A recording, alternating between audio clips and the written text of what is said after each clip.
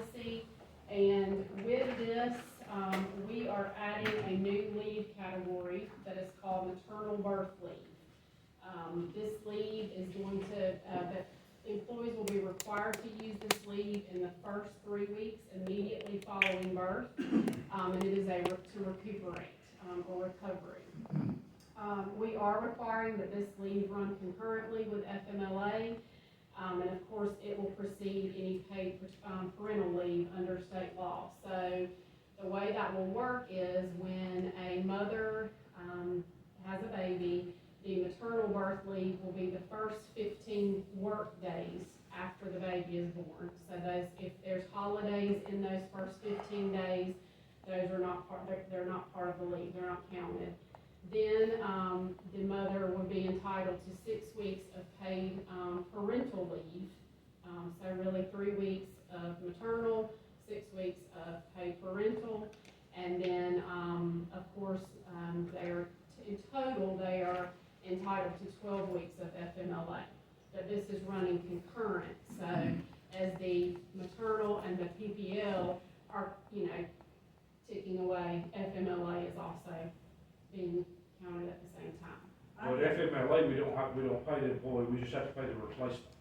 Yes, unless they have FMLA, they can use their sick leave If until they no longer have leave. Okay. Mm-hmm. One of the things to make sure we're pointing out here is that this is in response to a mandate from a new piece of legislation, House Bill 1118, that created the category maternal birth leave. And while we certainly have always supported our parents when they have children and they get 12 weeks of FMLA, if they have leave available, they can take it. If they have short-term disability, they can use it.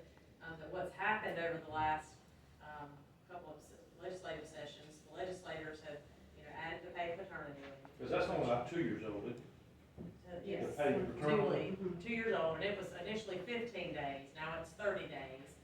And so with that piece, a mother or father can use it. And of course, this is the first 3 weeks for just the mother.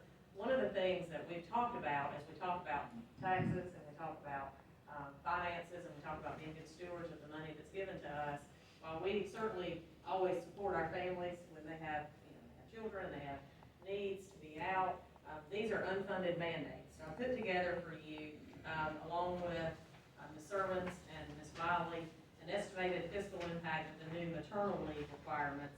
And basically what's broken down here is that for certified staff, what the average daily rate is, because we're projecting forward, what 15 days would cost if the same. Last year, we had 31 employees use this, they basically had babies and used the, you had to take 2 time off. So when you consider that leave, the benefit cost, or the cost of the district is $143,754 for 30 days. Then you have to add into that substitutes. So typically, because they're going to be out for an extended period of time, those have to be certified subs at the cost of $190 a day. So when you do all the math, the replacement staffing costs, you're at about a $232,000 certified employee impact. Breaking down the same cost for classified employees, we had 6 use that last year, use paid paternity leave, which means they would have been eligible for this. If you look on the back, it's broken down by category, but the total estimated potential fiscal impact to the district is $254,412.15. So while we certainly understand the spirit of this legislation, that's an unfunded mandate that's passed on to the system. If you look at the paid paternity leave and don't count fathers that use that benefit, foster parents, adoptions that are all in there, then you can basically take that and you're at about $750,000. We are running the real numbers with that because you can look back now and we can, after the year has closed, look at what actually that impact was. So Ms. Wiley's pulling that together with Ms. Sermons, and with the board's permission, we'll put together with this and send it to our legislators just as an explanation of what an unfunded mandate looks like, especially when you're in the season of trying to make sure that, last year we cut $2.3 million in overhead expenses, mostly salaries, while they sent us down additional costs, which again, I'm certainly not took time off, but, just the understanding that when we make these decisions, it's passed on to local taxpayers and the local school district, so, But they, I mean, I just put it this way, because that's a nice way to put it. The real way to put it is they get to vote for it, so they can go around and say, I voted for this thing that's really nice, but we pay for it. right. I mean, that's bull. So, we have vowed that as we I mean, receive it's- unfunded This is mandates. this make is sure exactly what that unfunded, and I'm glad you broke down, and got our examples from last year, and we need to talk about this with the delegation, because they do this stuff almost every year, there's something that passes that, you know, makes them feel good, makes them look good, and yet the local taxpayer, it's not us, it's the local taxpayer, which I know we're all taxpayers, pay for. Yeah, me. I got a question. Hypothetically, if you had a baby, school got out on December 19th, Christmas, and had a baby on December 19th or 20th, you get to go through the whole break, and then this time starts up when school starts back? No, so the maternal leave would not count during that holiday window. So it might be that they had 2 or 3 days left that they could take of maternal leave, but not 15, because all those holidays would not count. Unlike the paid maternity leave, you get 30 days, you can take them at any point during the year, even if you come back and choose to take them at other times. This is, as soon as the baby's born, so if it happens to be summer or a holiday, that You would not be eligible for the summertime. And I just want to clarify my point that, you know, it could be, this is good, this is real nice, this is family-friendly policy, Yes. but they don't help us pay for it, or pay for it. That's the only point, is that we certainly support family. I mean, it ought to be in our formula that we get, you know, anyway, whatever. It's 9 weeks of paid leave. Any other questions? Thank you. All right. Next up, the first reading of BCBI. Yes. Ms. Sermons? BCBI is our public participation in board meetings policy. We are just really updating this policy to align with our recommended GSBA language.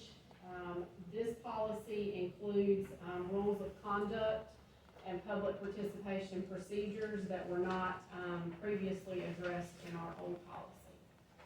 Our last policy was updated in 2018, so we, basically just got this into fit with the public participation laws. Of course, we have public participation available at all of our meetings.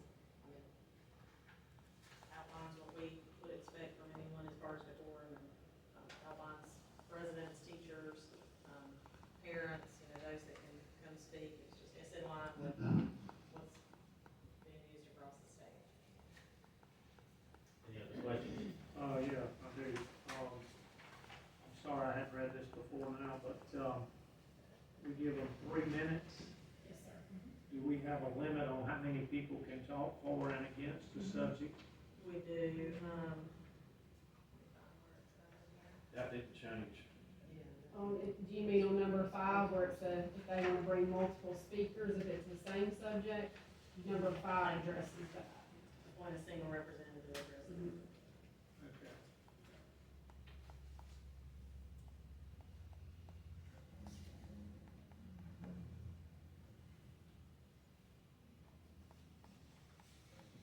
And as you look at that throughout the week, let me know if you have any other questions or concerns. We won't vote on that yet.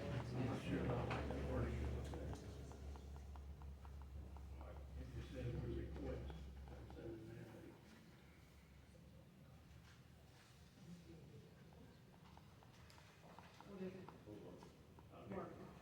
Thank you.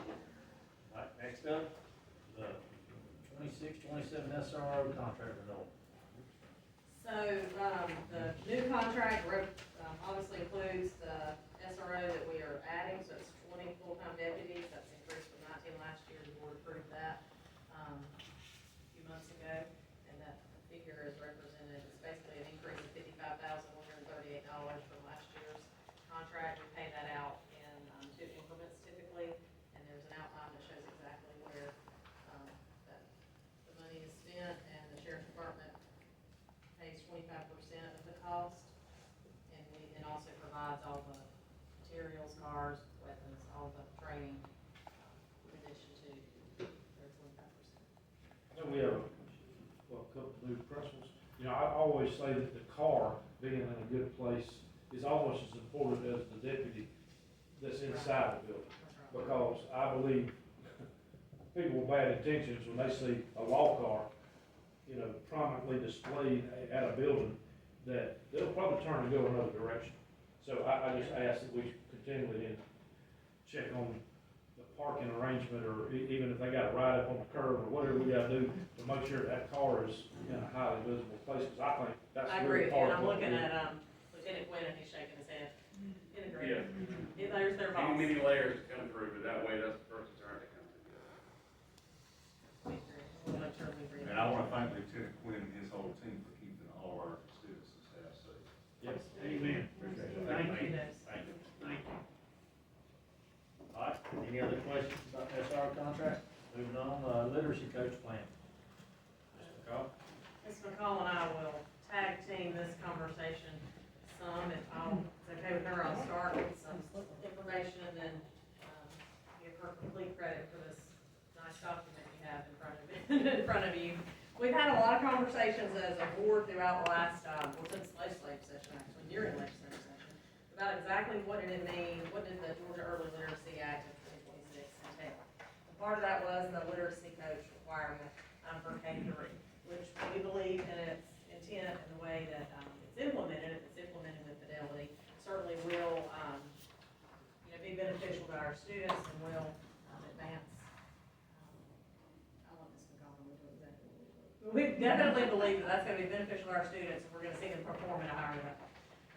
Trying not to steal her thunder. What we have seen though, one of the reasons that we paused is by the time the information began to come out about the literacy, coach plan is, we were moving into the summer when people were already in contracts. It was difficult for us to fill positions that we had vacated in the summer. So what we didn't want to do was fill positions, when we couldn't fill what was most important, which were classroom positions front and center. We also began to have internal conversations about, is there an overlay of what these expectations are versus jobs we already have, because no one really had clear, guidance on what exactly the expectations were.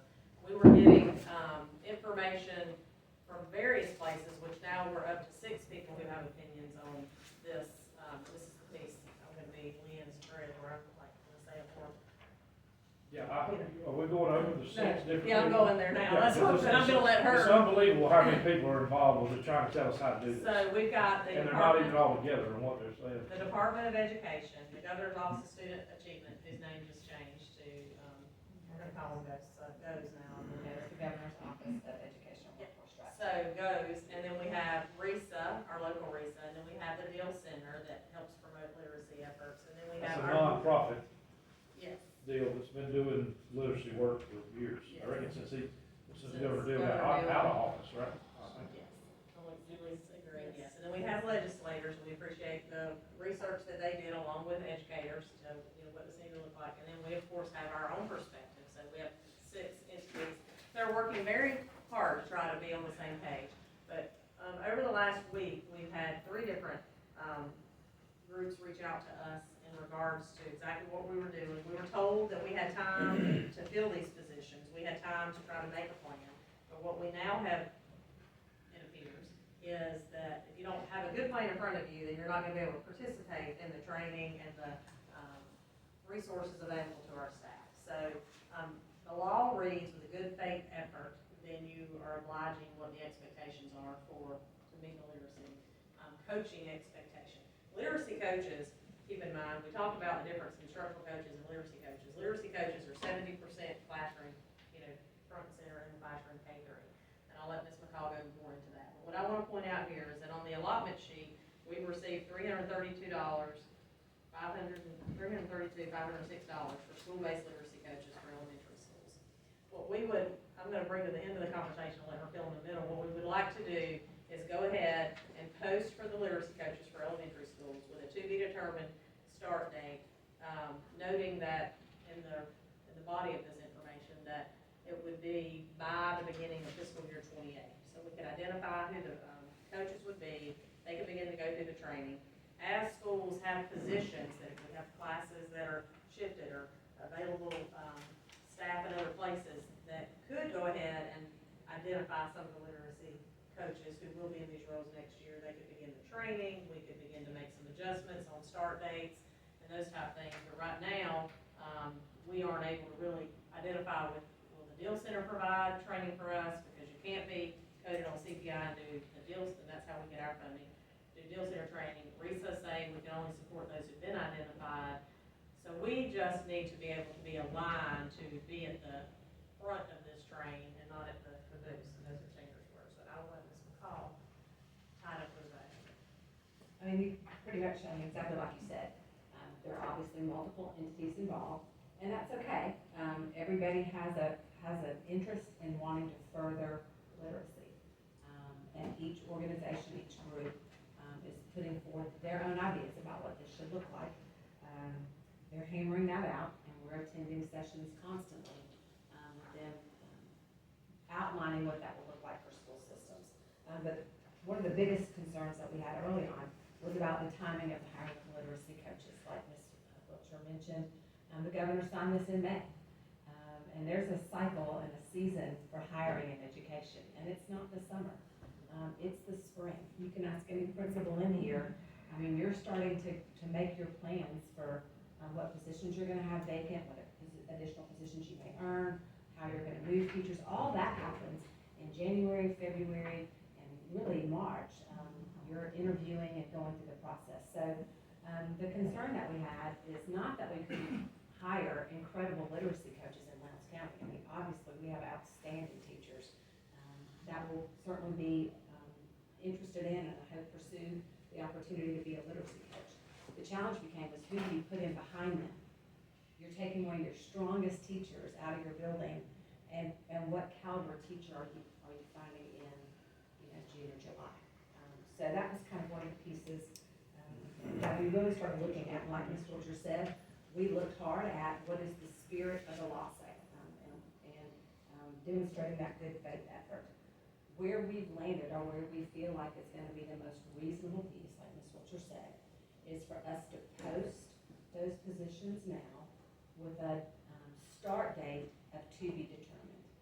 We're gonna look really carefully at the buildings and talk with principals and let principals have input on this to look and see, are there some folks out there in the buildings that can move into a literacy coach position without sacrificing student success? Obviously we'd be remiss to pull a teacher from a classroom right now during the school year. But we're gonna just look and see, are there some adjustments that can be made, some allotments and some other pieces.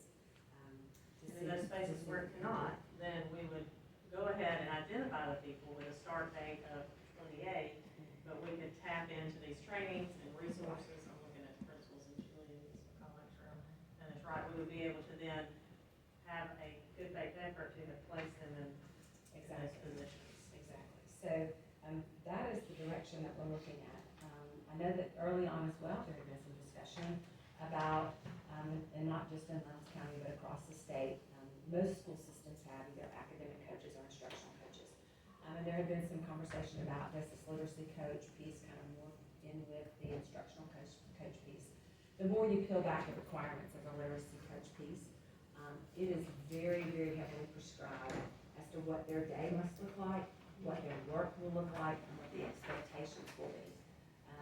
And what I can tell you is having gotten feedback from all the principals here that have instructional coaches, the work that their instructional coaches do is well beyond the scope of what a literacy coach will be required to do. So we'll have more conversation about what that looks like moving forward. But I just wanted to make you all aware that the instructional coach is just mission critical to the work that happens in the school building every day, in addition to the literacy coach piece. We'll continue to go to trainings, we'll continue to, we've been on the phone, several of us have been on the phone with representatives from the DOE, representatives from GOSA, representatives from GOES. We've talked to everybody, and everybody's kind of reluctant to give you a concrete definitive answer. Everybody talks about, the best intentions moving forward, the proverbial, flying the plane, building plans, we're flying it, and all those good things. But we'll get it figured out. That I have no doubt. So We have a system, leadership training, Yeah. recently, 11th of August, so we'll continue to continuing to move forward.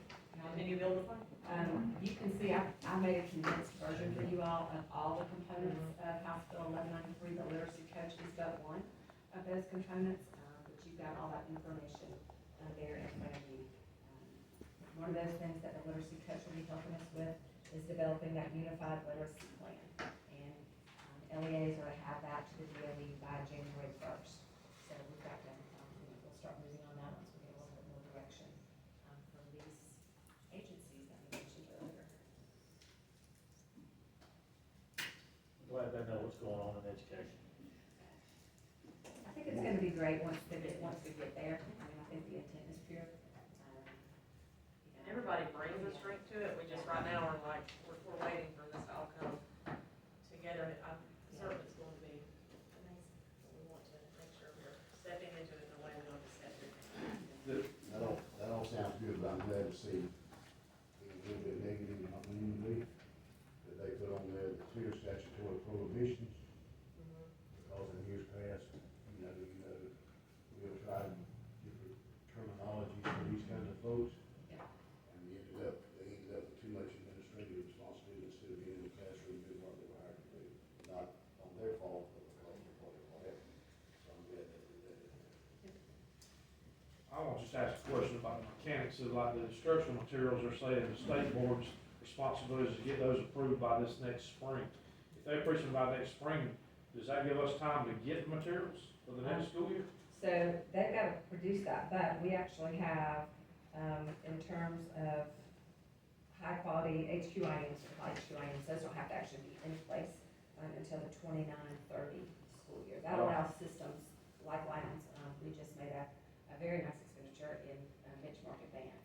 That allows systems who have purchased curriculum within the last few years to reasonably utilize that curriculum. But they're going to be working to identify those curriculums. Okay, thank you. Sure. Ms. McCall, just because I know that we all know it, but just with the business group, can you speak to just quickly that something you said to me earlier about the work that this client and others have done, and yourself and many of those in the room about being one step ahead of. Yeah, those with science absolutely. and reading?